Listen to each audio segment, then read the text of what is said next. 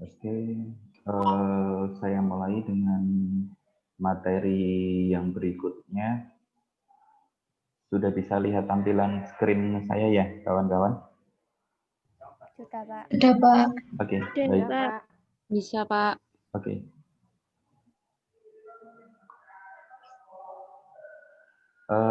Materi yang berikutnya mengenai konsep manajemen risiko. Pertemuan sebelumnya kita sudah belajar kenapa sih manajemen risiko ini perlu dilakukan gitu. Kemudian kalau misalkan manajemen risiko tidak dilakukan, hal apa yang akan terjadi dan sebagainya. Nah, di pertemuan berikutnya ini kita akan lebih memperdalam lagi mengenai konsep-konsep yang ada di manajemen risiko, sehingga kita bisa paham, kita bisa mengerti seharusnya sebagai seorang pengambil keputusan hal-hal apa saja yang bisa dilakukan. Kalaupun kita memiliki kewenangan untuk melakukan atau mengambil risiko tersebut, risiko seperti apa sih yang bisa kita ambil? Itu akan dipelajari di pertemuan kali ini. Ya, sebagai prolog perlu dipertegas kembali bahwa sebagai seorang manajer atau pengambil keputusan itu tentunya memang tidak bisa lepas dari yang dinamakan dengan risiko.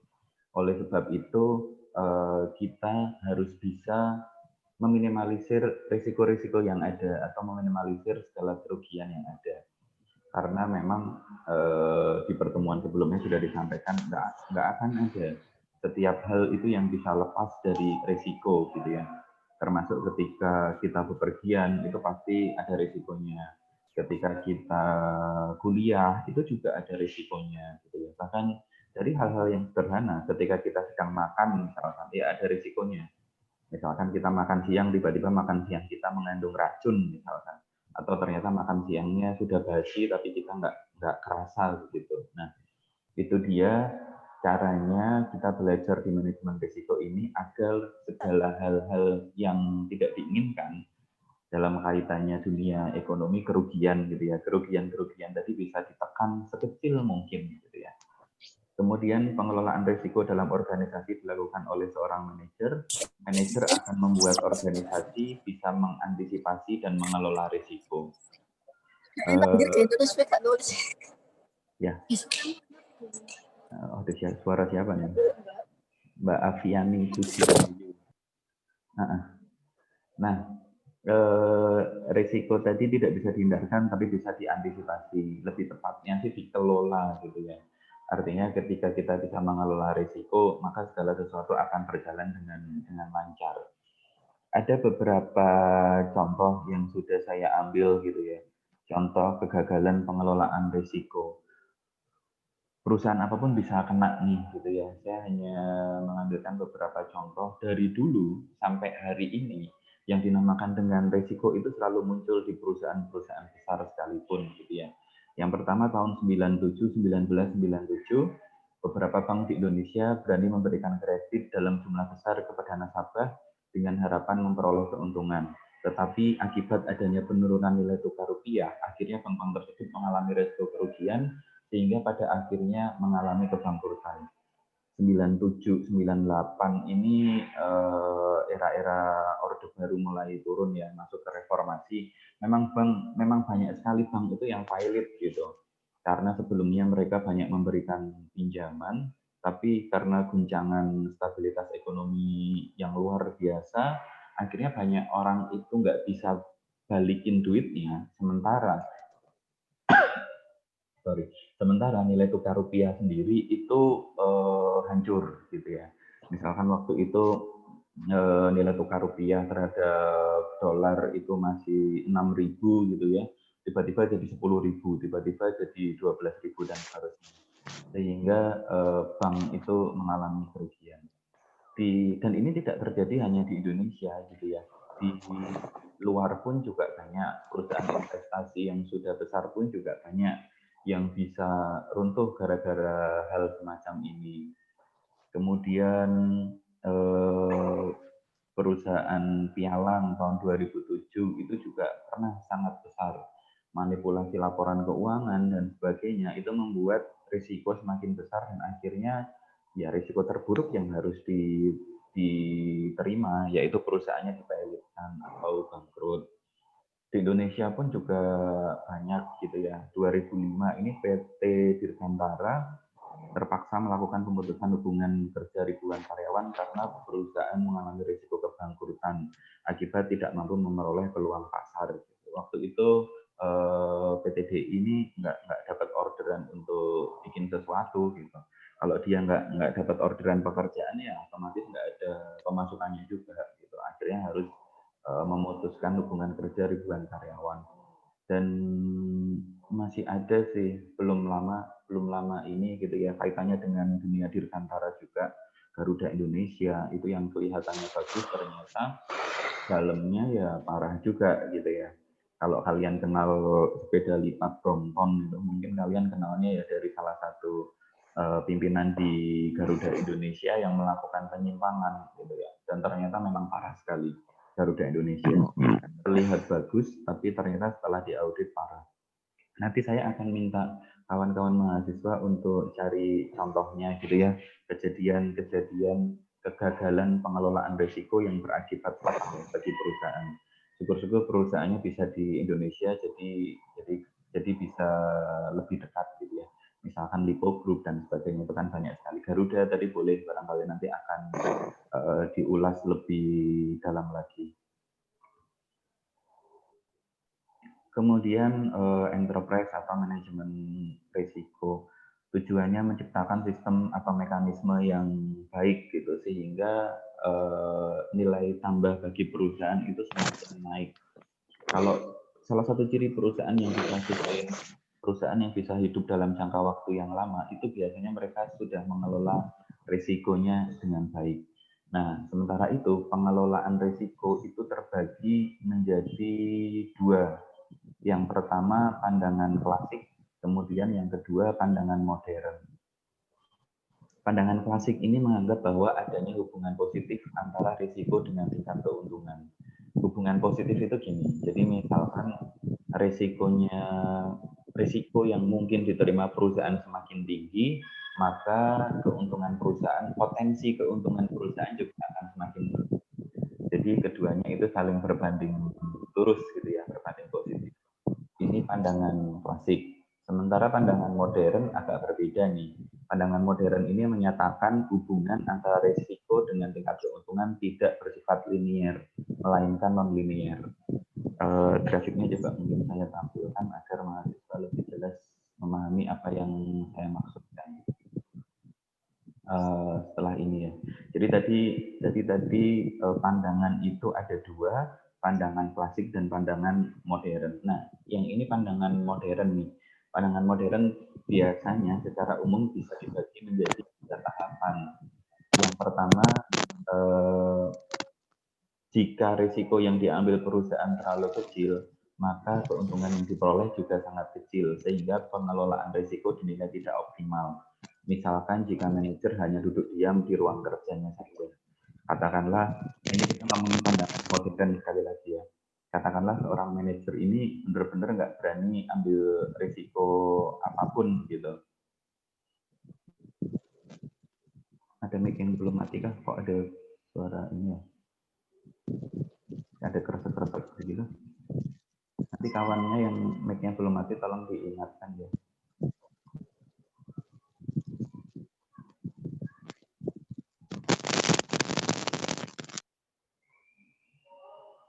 Saya lanjutkan kembali ya. Jadi tadi yang pertama, misalkan manajernya ini cuma duduk-duduk aja gitu. Ketika ada peluang besar nggak diambil gitu dengan alasan, waduh peluangnya terlalu berisiko misalnya. Waduh peluang ini nggak aman deh, mendingan kita nggak usah kerjakan proyek ini. Gitu. Kemudian tahapan dua, adanya penambahan risiko dapat meningkatkan keuntungan. Tahapan ini disebut tahap optimal. Misalkan manajer memutuskan untuk memproduksi lebih banyak sehingga dapat memenuhi permintaan konsumen. Di tahapan dua ini agak beda nih sama yang tahapan pertama. Kalau yang pertama kan nggak ngapa-ngapain gitu ya.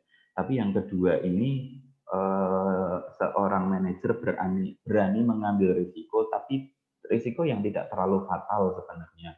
Karena Di tahapan 2 ini manajer hanya memproduksi sedikit lebih banyak gitu ya daripada permintaan konsumen yang sebelumnya pas-pasan gitu. Misalkan biasanya dia memproduksi 10 unit, permintaan pasar juga 10 unit nih gitu. Jadi ya yang tahapan 2 ini main aman lah gitu.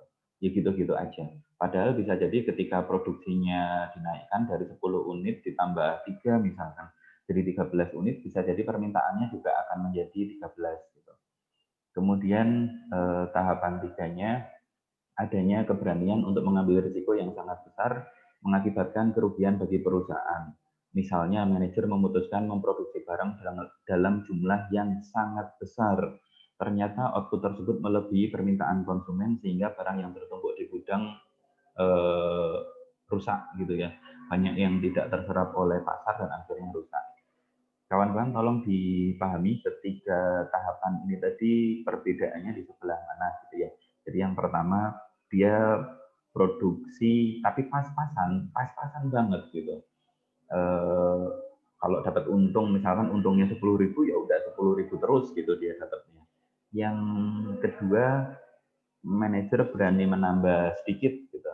Yang tadinya dapat untung 10.000 akhirnya bisa dapat untung 15.000 katakanlah. Nah, yang nomor 3 ini yang sebenarnya harusnya dihindari gitu ya. Dia pengen dapat untung 20.000 tapi ternyata malah ruginya 10.000 gitu atau ruginya justru 15.000 karena barang yang diproduksi ini terlalu banyak.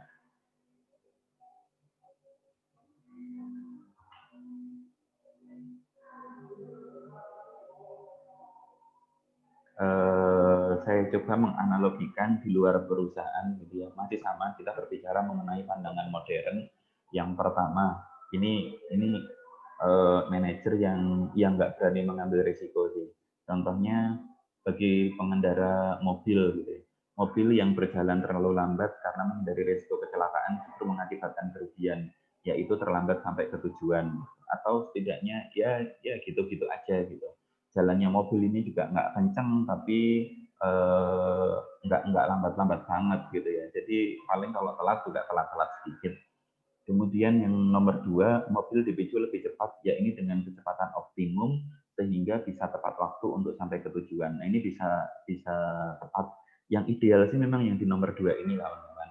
Ketika kita lihat yang nomor 3, mobil ngebut karena harapan bisa datang lebih awal ke tempat tujuan, tetapi akhirnya malah tidak sampai karena terjadi kecelakaan lalu lintas. Gitu ya. Di slide sebelumnya tadi yang saya sampaikan, pengennya dapat untung gede nih, tapi ternyata barangnya malah rusak gitu. Yang tadinya pengen dapat untung besar, justru kerugian yang diakibatkan malah semakin besar. Ini dia yang dinamakan dengan pandangan modern. Artinya risiko itu jangan dihindari juga gitu ya, tapi dikelola gitu. Kalau yang pertama ini menghindari risiko, sementara yang ketiga ini terlalu berani mengambil risiko. Jadi moderatnya itu harusnya ada di nomor 2. Itu tadi hubungan modern. Nah, kita lihat sedikit kembali, kita lihat hubungan klasik gitu ya. Kok hubungan klasik. Pandangan klasik yang kita bicarakan tadi kan pandangan modern gitu ya. Saya coba balik sebentar. Nah, ini ada dua pandangan. Kawan-kawan tolong fokus kembali ya. Ini ada dua pandangan. Yang pertama pandangan klasik, yang kedua pandangan modern. Gambaran yang saya berikan ini tadi gambaran modern. Nah, apabila diwujudkan dalam bentuk grafik, pandangan klasik itu bentuk grafiknya akan seperti ini, kawan-kawan. Jadi semakin tinggi risiko yang dihadapi, tingkat keuntungan yang diperoleh itu akan semakin besar. Ini garis yang mendatar ini risiko, kemudian garis yang ke atas ini keuntungan. Jadi, kawan-kawan bisa lihat kursor saya nggak ya? Bisa, Pak. Bisa ya, bisa, oke. Pak. Oke. Bisa, Pak. Ya, terima kasih. Jadi misalkan ini pandangan klasik gitu ya, orang berani ambil risiko di sini, ketika ditarik garis putus-putus ke sini, keuntungannya akan semakin tinggi. Ketika orang berani ambil risiko maksimal misalkan ya, keuntungannya nanti pasti akan maksimal. Nah, ini pandangan klasik begitu ya, yang sebenarnya tidak selamanya seperti ini juga gitu ya. Karena pandangan modern menyebutkan risiko ini memiliki grafik yang berbeda. pandangan modern ini intinya risiko itu ya harus dikelola gitu ya.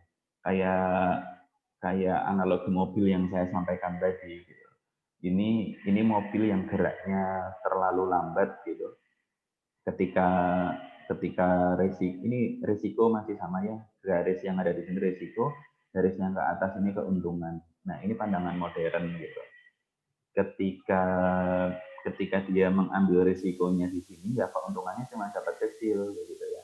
Nah, padahal yang dinamakan dengan risiko ini memiliki tingkat optimum gitu ya. Nah, tingkat optimumnya ada di kalau di analogi mobil tadi ada di nomor 2 ya. Nomor 2 itu yang di sini, zona 2, optimal risk taking. Artinya risiko yang diambil ini ya sudah optimum gitu ya. Optimum ini berbeda dengan maksimal atau berlebihan. Karena ketika risiko yang diambil ini terlalu berlebihan, maka jatuhnya dia akan turun. Ya, keuntungan akan semakin menurun.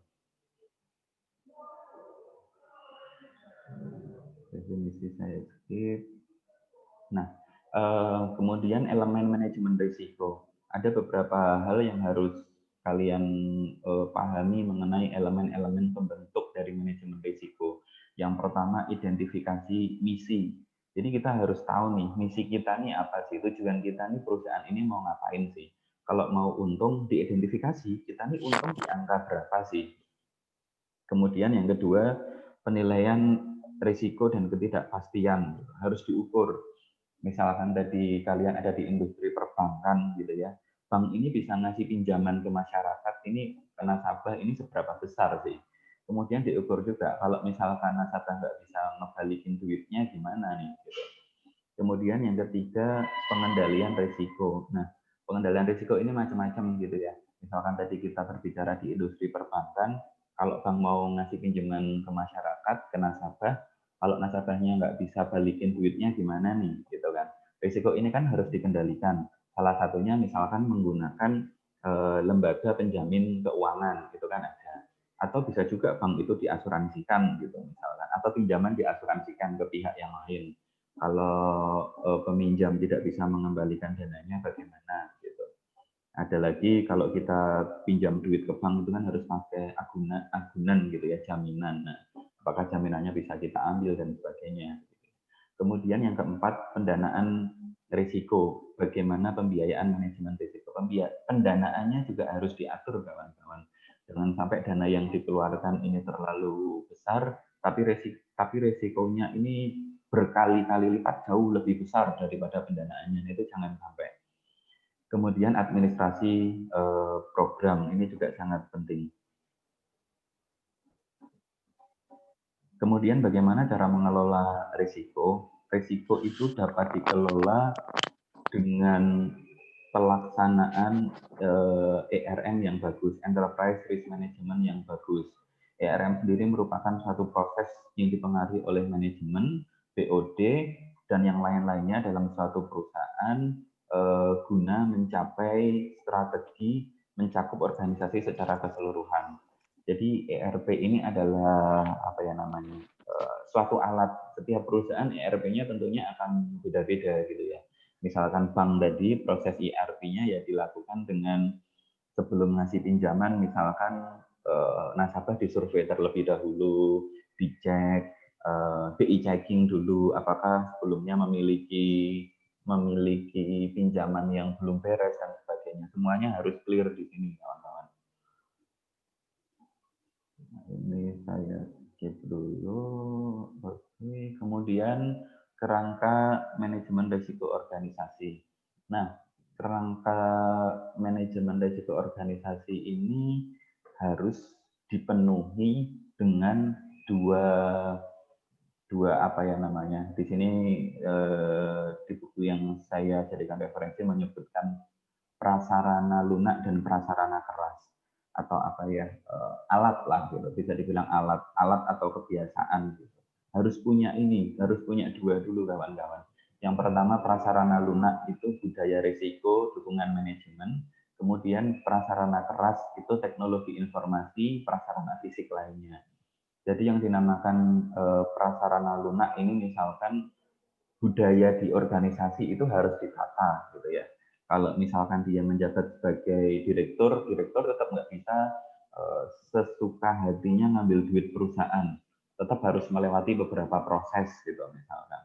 Itu namanya prasarana lunak. Kemudian prasarana kelas ini bentuk fisiknya gitu ya. Misalkan manajer mau ambil duit, itu ya nggak bisa langsung duitnya diambil gitu. Tapi duit ini perlu disimpan di brankas misalnya, atau disimpan di bank, di mana untuk bisa mengeluarkan uang dari bank perlu beberapa persetujuan. Misalkan perlu persetujuan direktur keuangannya terlebih dahulu, gitu ya, dan sebagainya. Perangkat keras ini yang fisik-fisik lah, yang kelihatan mata, itu namanya prasarana keras. Kalau yang lunak ini yang nggak kelihatan mata.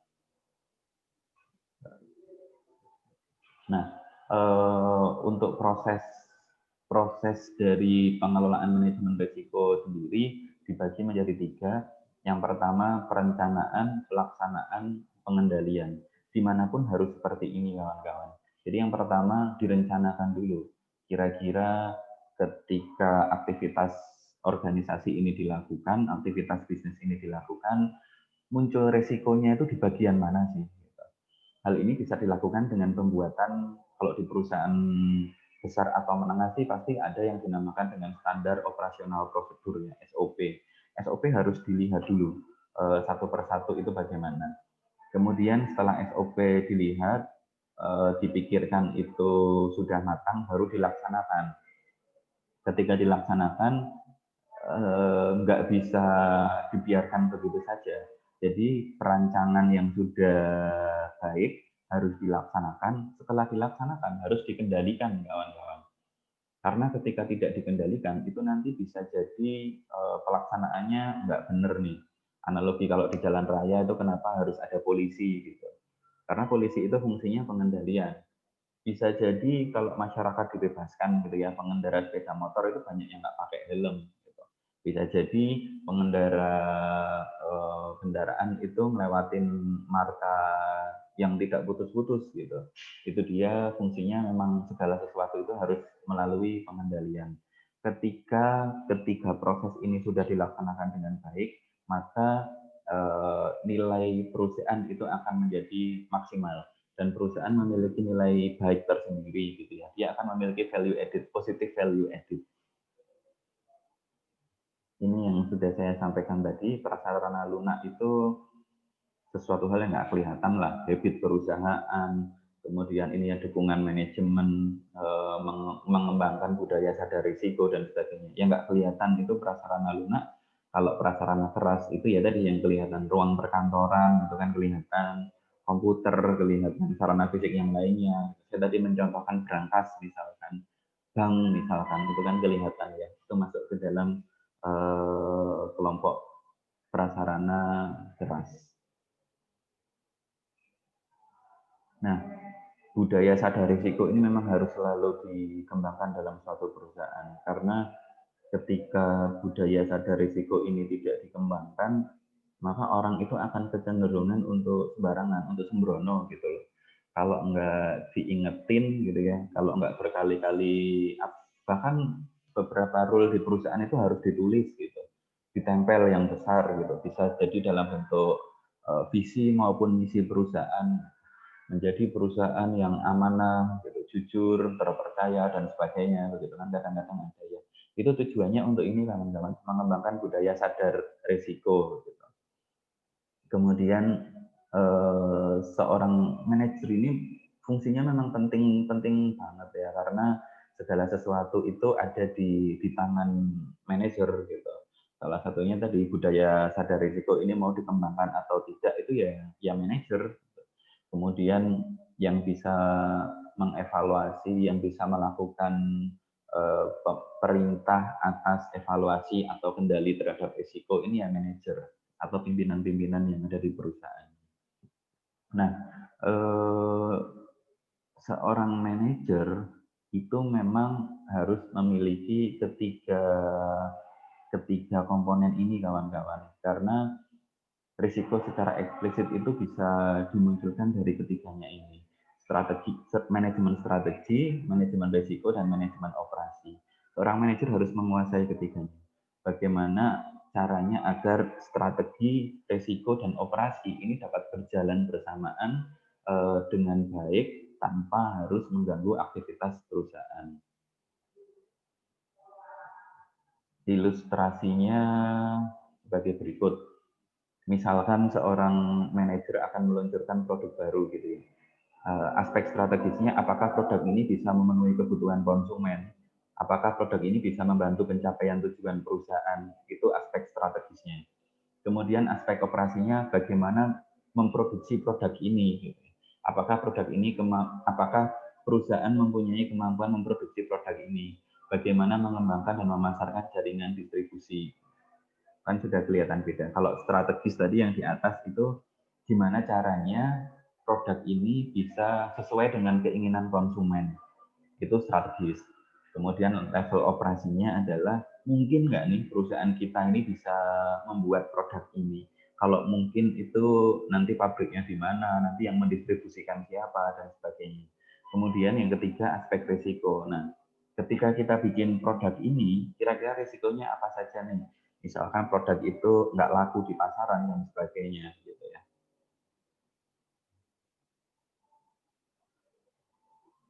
Ini saya skip,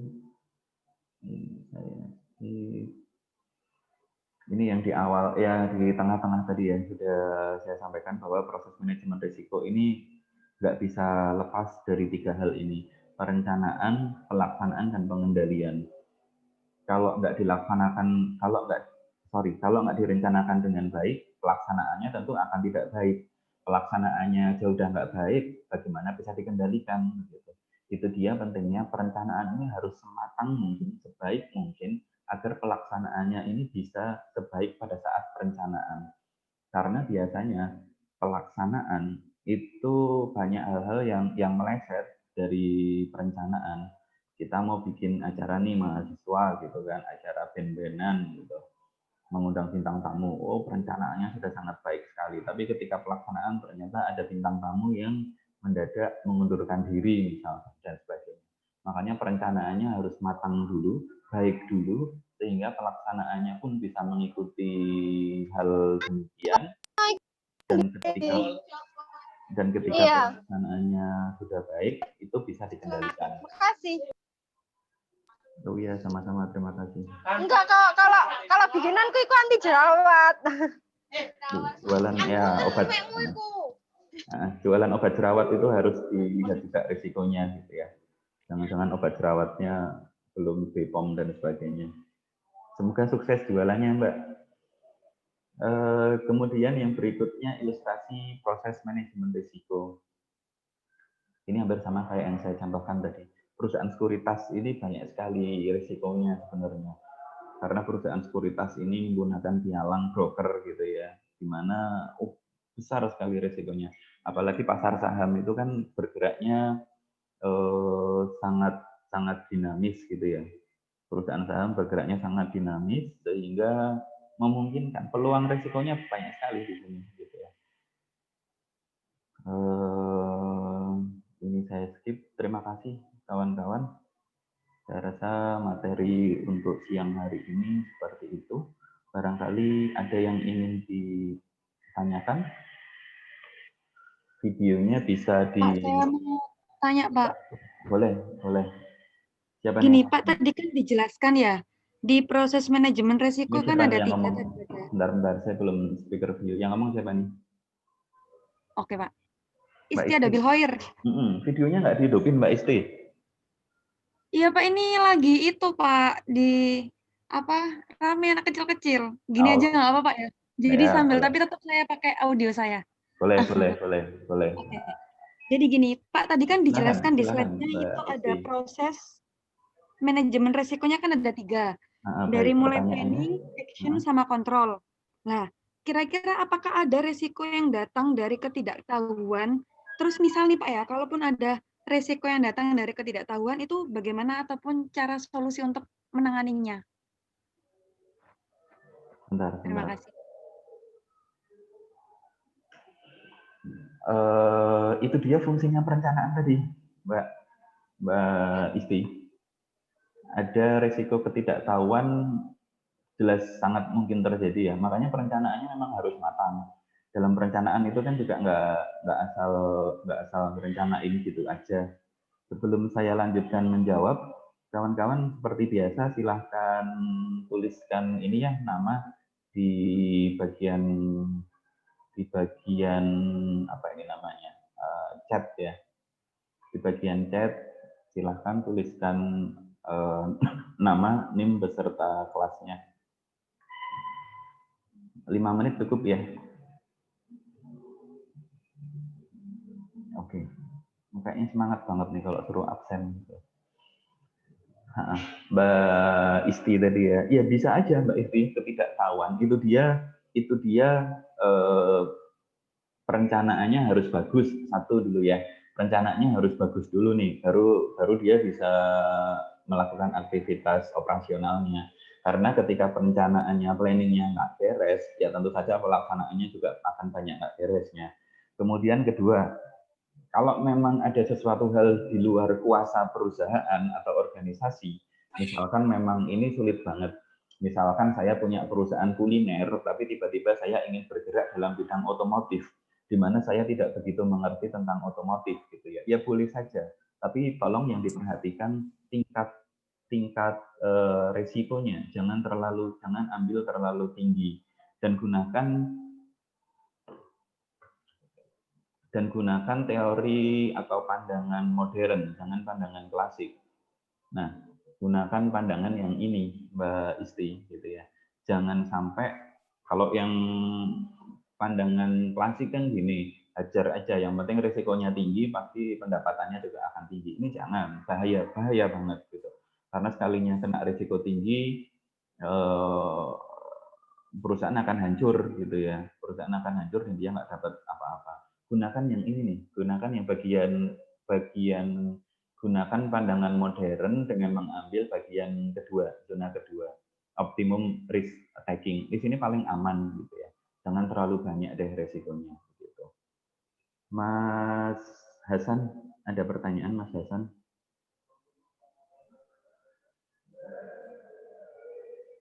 Iya, Pak. Silahkan Mas Hasan.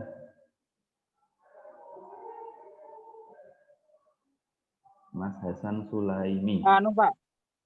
Kepencet tadi, Pak. Sinyal, Pak. Enggak ini, Pak. Oh, bukan mau bertanya loh. Bukan, Pak. Saya mau dari bertanya, tadi Pak. ini, Pak. Siapa nih? Nafis, Pak. Ya, silahkan Mbak Alfia Nafis. Ya, saya Alfia Nafis dari manajemen E 2017. Baik. Mau menanyakan perihal jikalau perusahaan kan ada resiko untuk gulung tikar. Nah, bagaimana, maksudnya apa saja pada umumnya perusahaan-perusahaan itu bisa gulung tikar, seperti halnya yang saya tahu kemarin Carrefour yang di sebelah wilayah Penanggal ya kalau nggak salah, itu gulung tikar dan digantikan dengan toko-toko bangunan. Itu bagaimana ya Pak? Apa namanya? Bagaimana memberikan keputusan bahwasanya oh ini tutup gitu. Itu bagaimana Pak? Terima kasih. Ketika memang ini dia fungsinya kita belajar manajemen risiko ya. Ketika risiko tidak dikelola dengan baik, kalau sudah terlanjur sih ya sudah begitu. Artinya risiko sudah tidak bisa dihindari. Misalkan kita berkendara mobil tadi ya, kemudian kita kecelakaan, kita tabrakan beruntun gitu. Kemudian harus bagaimana? Ya sudah gitu. Ya mobilnya sudah hancur nih. Itu dia pentingnya kita belajar tentang manajemen risiko. Jadi nginjek gasnya itu jangan terlalu kencang kawan-kawan. Dan di mobil itu sudah ada indikator gitu ya, kalau kita melebihi 100 km per jam, maka kendaraan akan berpotensi untuk jatuh misalkan, untuk rusak gitu. Itu dia dan sebetulnya sudah kerasa kok gitu loh. Misalkan kita ya tadi naik mobil kencang, itu kan kerasa gitu kan. Sehingga ya seharusnya sebelum kencang dikurangi risikonya. Kalau memang sudah kecelakaan ya sudah, nggak ada pilihan lain misalkan. Bank harus dipilot ya udah dipilotkan. Secara sederhana begitu ya Mbak ya. Kemudian saya ingatkan kembali untuk yang belum absen, silahkan absen sebelum saya save link absennya. Perkuliahan hari ini cukup ya, kawan-kawan. Kemudian nanti ada bukan tugas juga sih. Biasanya kalian kalau dikasih tugas keberatan.